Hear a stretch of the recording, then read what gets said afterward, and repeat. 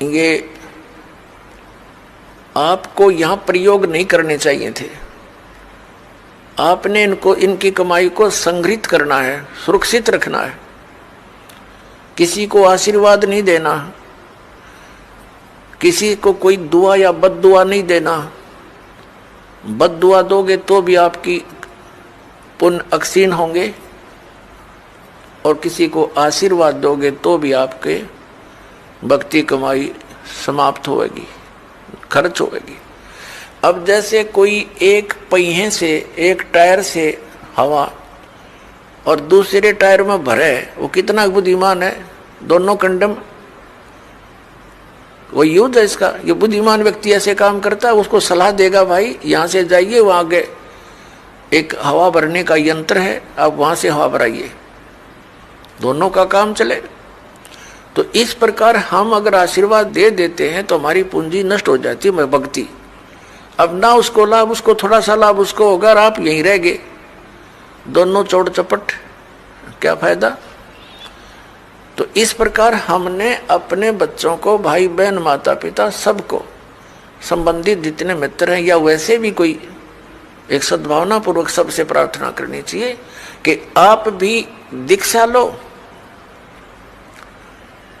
और अपनी हवा आप भरो।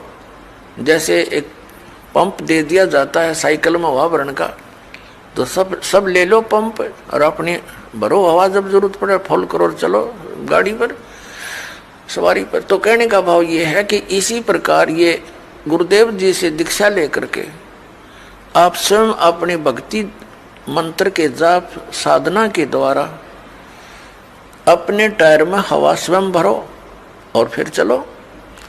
तो इस प्रकार आप जी ने अब ना किसी को आशीर्वाद देना है, ना किसी को बद्दुआ देनी है, दोनों में हमें हानि है। पहले क्या था, इस काल का जाल है। आप देखते हो बुजुर्ग बड़े छोटों को आशीर्वाद देते हैं और बड़े उनके चरण छूते हैं, क्योंकि पहले जो एक आपने देखा होगा एक पाग सिस्टम है। पाग जैसे पिता की मृत्यु के उपरांत बड़े पुत्र को एक पाग बांधी जाती थी, पगड़ी,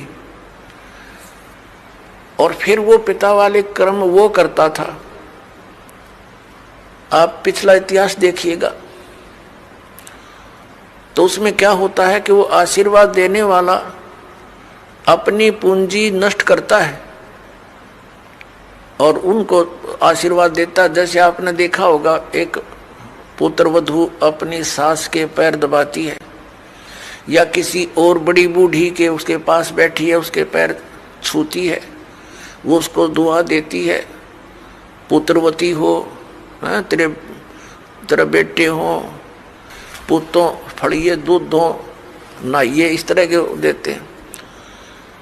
तो वो बुढ़िया के पास जो चौनी थी वह तो पुत्र वधू को दे दी, आप खाली होगी, आगे चारदर है ही नहीं। तो इस प्रकार हमने अपनी इस भक्ति को बर्बाद नहीं करना है, ना किसी पुत्र वधू को आशीर्वाद देना है। पुत्र वधू को भी परमात्मा से जोड़ दे, बेटी अपनी कमाई कर और तेरा भी कल्याण हमारा भी कल्याण होगा। अपने आत्माओं, परमात्मा कहते हैं मेर तेर की जेवड़ी युबल बंदा संसार, एक कबीरा ना बंदा जो है नाम आधार। जिसने नाम प्राप्त हो गया, परमात्मा को आधार मानकर चल रहा है, वो इस संसार की मेर तेर की जेवड़ी में बंधा नहीं गा। अब हमने देखी है बुढ़िया किस प्रकार आशीर्वाद देती है। जब पुत्र वधू का उसकी अच्छा मेल सा है तब तो आशीर्वाद दे रही है, तेरे भाई जियो, तेरे भतीजे जियो, और तू बूढ़ सुहागन हो। बूढ़ सुहागन माने मरा इतना तेरा पति नहीं मरा, वृद्धावस्था तक सुहागन बनी रहे। और अगले दिन उसकी होगी अनपन, बुढ़िया दे रही है गाल उसने, तेरे भाई मरियो, तेरे भतीजे मरियो, तो रांड होइयो। समझा, वो दूना टोटा कर लिया उसने। पहले तो आशीर्वाद देकर खोई, फिर उसने बद्दुआ देकर भक्ति खोई। तो ये कोई बात हुई?